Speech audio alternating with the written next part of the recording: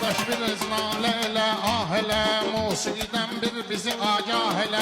Bir də değişməliksə hargah elə, bir də değişməliksə hargah elə. Yaxşı deyən zoraqda ad qazansın, oğul gəlir həyatda ad qazansın. Gərək insanı şöhrət aldanmasın, öncə mənəviyyatda ad qazansın. Kəndçilərin manat qoyublar, Rəşad çempionatda ad qazansın. Adam gərək cavan qardeşim, elə qoca kainatda ad çıxarsın. Kainatda ad qazanmaq istəyən, Kərbəlada fərahda ad qazansın.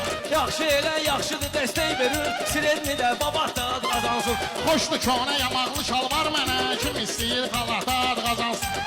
Nə bilir qıratda fırlanır deyirlər, qoy Koroğlu qıratda ad qazansın. Əlqardur sözü ilə partlayış eləyəm, Orxan olmayıb duraqlarış eləyəm. Sən elə söz dinən ki alqış eləyəm, Xiridar da fanatda ad qazansın. Kaş söz ölməsin mən öləndən sonra, biri çıxıb surata ad qazansın. Bu əskər olmamış əlini sındırıb, nə var bayın qamatda ad qazansın.